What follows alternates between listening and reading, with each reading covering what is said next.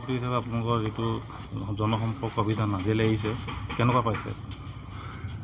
যথেষ্ট ভাল পাইছোঁ। ৰাইজৰ সঁহাৰিও যথেষ্ট ভাল দেখিছোঁ আৰু যাৰ ঘৰলৈ গৈছোঁ অত্যন্ত আগ্ৰহেৰে আমাক আদৰি সাদৰি লৈছে আৰু আমাৰ কথাখিনিও অত্যন্ত পেচেঞ্চেৰে শুনিছে।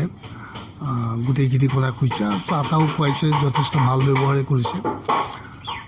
এইটো এটা ডাঙৰ কাৰ্যক্ৰম লৈছে। আজি সমগ্ৰ অসমৰ সকলো 126টা বিধানসভাতে এই কাৰ্যক্ৰম চলি আছে। দলে সেই হিচাপে মোক নাজিৰা সমষ্টিৰ দায়িত্ব দিলে, সেই হিচাপে মই আজি নাজিৰাত এই কাৰ্যক্ৰম কৰি আছোঁ দলৰ সতীৰ্থসকলৰ লগত লৈ পেলাই। ভাল, এই বৰ আমাৰ দলে এইটো বৰ ভাল কাৰ্যক্ৰম লৈছে। আৰু যিহেতুকে আমাৰ আদৰণীয় প্ৰধানমন্ত্ৰী নৰেন্দ্ৰ মোদী ডাঙৰীয়া এখন চিঠি আছে আৰু আমাৰ আদৰণীয় মুখ্যমন্ত্ৰী সৰ্বানন্দ সোণোৱাল ডাঙৰীয়াৰো এখন চিঠি আছে।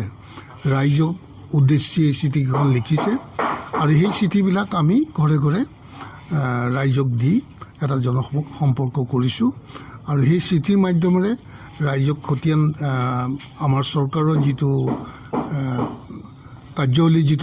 কাৰ্যাৱলী তাৰ খতিয়ান এটা দাঙি ধৰা হৈছে আৰু কি আঁচনি আমাৰ চৰকাৰে লৈছে সেইবিলাকো ইয়াৰ মাজত সন্নিৱিষ্ট কৰা হৈছে।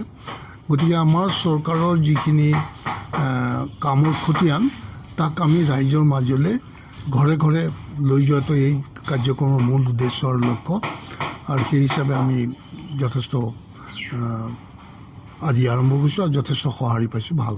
তাত যিহেতু সন্মুখত নিৰ্বাচনী আছে, নিৰ্বাচনী এইটো ৰণসিঙা নেকি আপোনালোকৰ দলৰ? চাওক, ৰণসিঙা বুলি কথা নাই, কিয়নো ভাৰতীয় জনতা পাৰ্টী এনেকুৱা এটা ৰাজনৈতিক দল ক্ষমতাত থাকিলেও ৰাইজৰ মাজত থাকে, ক্ষমতাত নাথাকিলেও ৰাইজৰ মাজত থাকে। আগতেও দেখিছে আপোনালোকে আদৰণীয় প্ৰধানমন্ত্ৰী ডাঙৰীয়াৰ 5 বছৰ কাৰ্যকাল, যি 5টা বছৰ কাৰ্যকাল সম্পূৰ্ণ তেওঁ ৰাইজৰ মাজতে, দেশৰ জনগণৰ মাজতে থাকিলে। আৰু যিমানবিলাক আঁচনি লৈছেও সেইবিলাক সকলোবিলাক জনগণৰ উদ্দেশ্যেই লোৱা আঁচনি। আৰু সেই হিচাপে আমাৰ বৰ্তমান চৰকাৰখনেও এই যিটো 4টা বছৰ কাৰ্যকাল শেষ কৰিছে, 5টা বছৰত ভৰি দিছে, এই 4টা বছৰো সম্পূৰ্ণ জনসাধাৰণৰ মাজতে আছে। গতিকে আমি জনসাধাৰণৰ লগত সম্পৰ্ক ৰাখি চলা এটা ৰাজনৈতিক দল। যিহেতুকে আমি যে আমাৰ নিৰ্বাচনৰ সময়ত আমি জনসাধাৰণৰ ওচৰ চাপিম আৰু তাৰ পাছত পাহৰি যাম, সেই তেনেকুৱা আমি ৰাজনৈতিক দল নহয়। সেইটোৱে আমাৰ অন্য ৰাজনৈতিক দলৰ লগত আমাৰ ব্যতিক্ৰম। আৰু সেই হিচাপে আমি আজিও আমাৰ দলৰ খতিয়ান যিখিনি কাম কৰিছে, আমাৰ চৰকাৰে কৰিছে, সেইখিনি খতিয়ান আমি লৈ ৰাইজৰ ওচৰলৈ আহিছোঁ। নিৰ্ভীকভাৱে সাহসেৰে ক'বলৈ আহিছোঁ যে এইখিনি আমি কাম কৰিছোঁ আৰু স্বতঃস্ফূৰ্তভাৱে আপুনি এইখিনি কামৰ ফলাফল পাইছে, দেখা পাইছে।